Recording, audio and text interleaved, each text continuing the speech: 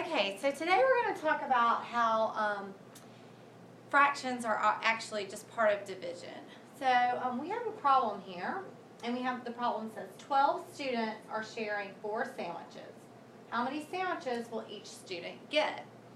So in this case, if you are looking at this problem really carefully, you might notice that this is the equal groups problem that we have been discussing earlier in the year, where we made our graphic organizer that said we have a group of something, and then we have a number in each group, and then we have our total. Hopefully you remember this from earlier in the year. These are how one of the graphic organizers we use for multiplication and division problems.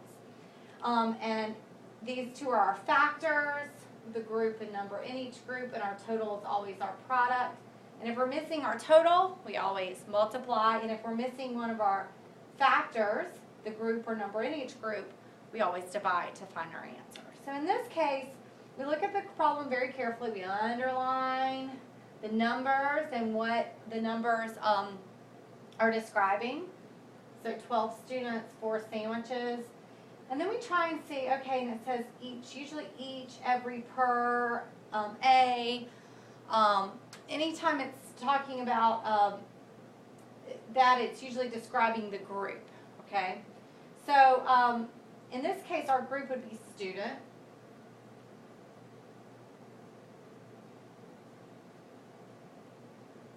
And in this case, the other thing, so we have students, we have sandwiches, so this must be sandwiches. And whatever is in, we draw a rectangle so that way you know.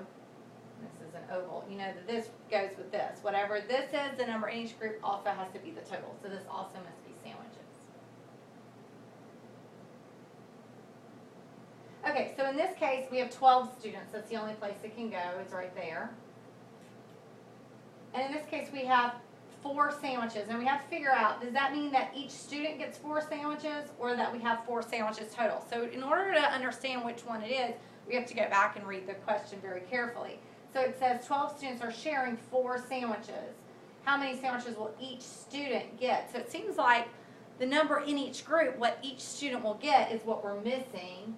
And it looks like we only have 4 sandwiches total. So we put that here. Now, a lot of times people think when you, we know we have to divide here, and a lot of times people just think, well, when you divide, you have to divide, you put the biggest number in the house and the smallest number outside. But that's not always true. We're always going to put our total in the house. So in this case, the 4 goes in the house. And we're going to divide by 12. You think, wait a second, I can't do that. So in this case, we have to think about, this is the same as a fraction. We're really taking 4 and we're dividing it by 12. I bet you've seen something like that before. 4 twelfths. Now, is this our final answer, 4 twelfths? No, what could we do to both 4 and 12?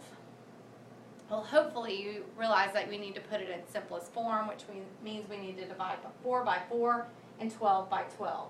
And if we do that, divide 4 by 4 and 12 by, hopefully I didn't say 12 by 12, 12 by 4, you would end up with 1/3. And that would be your answer in simplest form. Let's take a look at that in picture. If you had 4 sandwiches,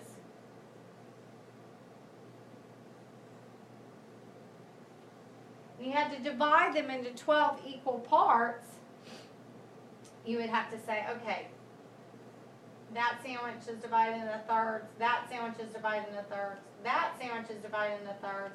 Now there's 1, 2, 3, 4, 5, 6, 7, 8, 9, 10, 11, 12 pieces. So 12 people could have it. And what does each person get? 1/3 of each sandwich. Okay? 1/3 of each sandwich. Okay, so hopefully that makes sense. That whatever the total is, that is going to be what goes in the house. Remember, whatever goes in the house, that's our numerator. Remember, numerator starts with n goes in the house, numerator is 4. Okay, So just to see that fractions are related to division, and you don't always have to have the largest number in the house to divide it into. You can set it up as a fraction. All right, well, let's take a look at another one. You go ahead and, you don't have to write the problem down, but I definitely want you to write the graphic organizer down. This, again, we have 5 friends are sharing 8 pints of soda. How many pints does each student, I should have put friends there, sorry, friends, each friend get? So in this case, we've got each friend, and that is going to help us set up our graphic organizer. We've got group, we've got number in each group, and we've got our total. So in this case, our group is friends. It says each friend. And what else are we comparing with friends? Or not comparing, but what else are we talking about other than friends? Pints. So this must be pints, and this must be pints. Okay, so how many friends do we have? We have 5 friends. And then we've got to figure out about these pints. It says we have 8 pints of soda. So in this case, is that how many each friend gets?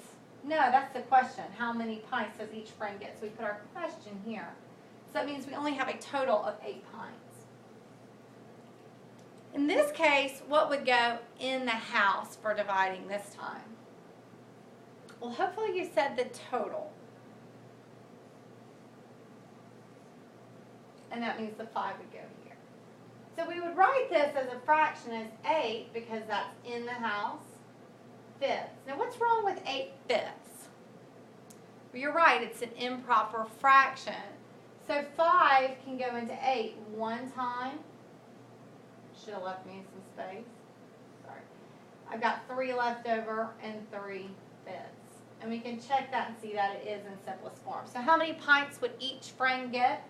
1 3/5 pints. All right, so in this case, the larger number was in the house. But remember, that's not always the case. What is always in the house? The total, yes. Okay. We're going to do one more together, and then I have a practice problem to try on your own. So let's read really carefully. 15 children are sharing 5 boxes of candy. How many boxes will each child get? Each child.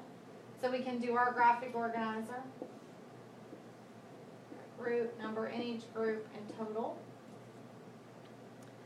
What do you think our group is here? Well, hopefully you said child. And that means that what else are we talking about other than children? Boxes.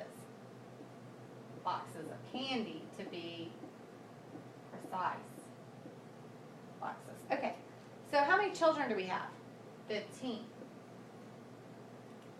Boxes of candy that each child gets? No, we don't know that. That's our question. How many boxes will each child get? Now, how many boxes we have total? 5 boxes. That's what they're sharing. Okay, now stop and think.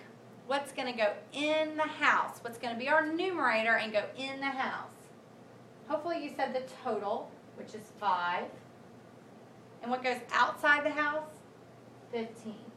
Now in this case, we don't want to divide 15 into 5, so we would put this 5 as our numerator. Remember, it goes in the house. What does the numerator start with? An N. 5 is our numerator. 15 is our denominator. Do you think that that is in simplest form? Hopefully you said no. It can both be divided by 5. 5 divided by 5 equals 1. Put it up here. Run out of room. 15 divided by 5 is 3. 1/3 is our final answer. So each kid would get 1/3 of a box of candy. All right, this next one is for you to try.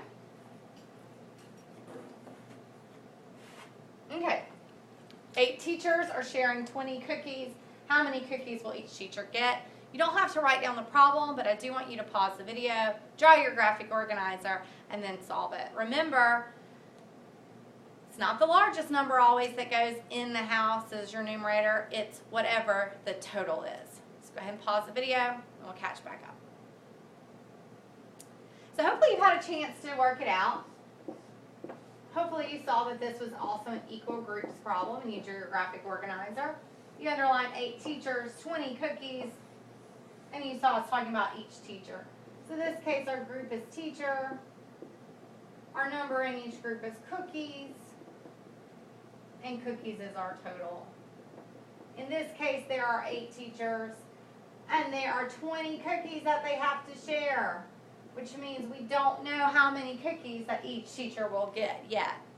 All right, what goes in the house? Our total, which is 20, and in group is our divisor, 8. So in this case, we can write it as a fraction, 20/8. That's a what kind of fraction? An improper fraction. So we divide 8 into 20. That goes into it 2 times. 2 times 8 is 16. Subtract, we end up with 4/8. Is that our final answer? No. We have to simplify. Both can be divided by 4. And we end up with 2 1/2 cookies. So each teacher will get 2 1/2 cookies. Hope you did really well, and you can see that fractions are related to division, and that we still have to always remember to simplify all those things that we've learned before. And here it is.